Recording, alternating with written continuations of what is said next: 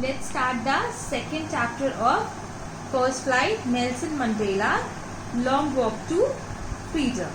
I'm giving you a brief intro about the chapter. This extract has been taken from the autobiography of Nelson Mandela, Long Walk to Freedom. In this small passage, Mandela speaks about a historic occasion, the inauguration. It was 10th May when a huge gathering of international leaders had assembled in Pretoria to make the end of white supremacy.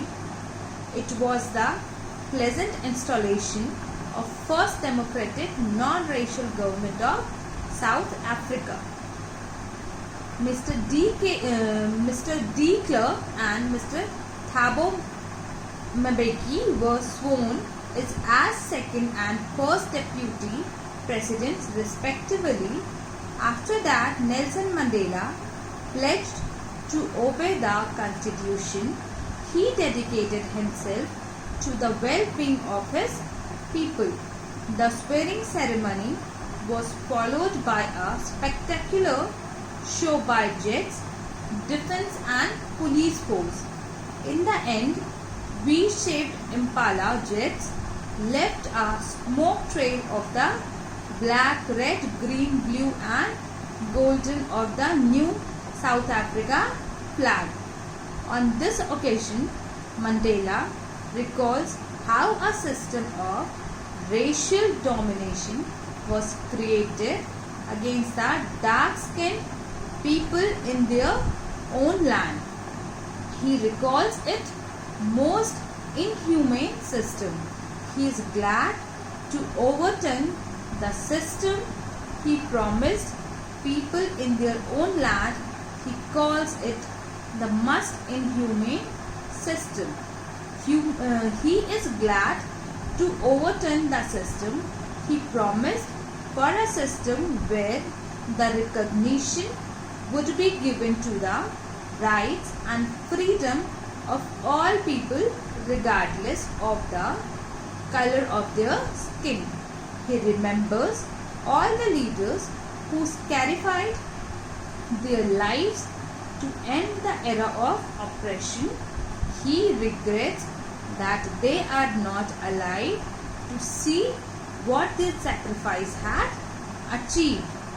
He writes that the era of oppression and brutality created a deep and lasting wound in his country, but at the same time this era created men of extraordinary courage and wisdom.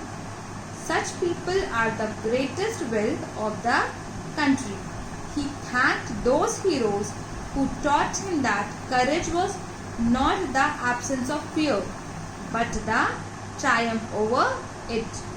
The brave man is not he who doesn't feel afraid, but he who conquers that fear.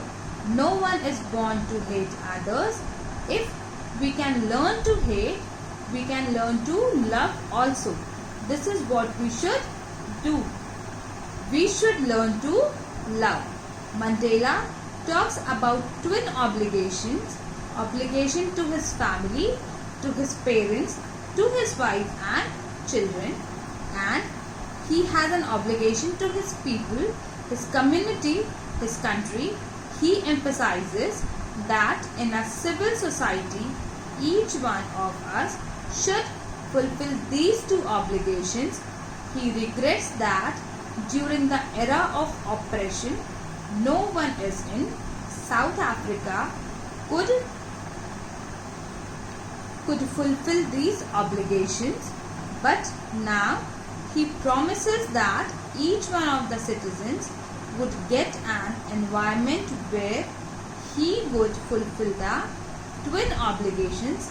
He desired for the freedom of his people to live with dignity, self-respect and without any fear.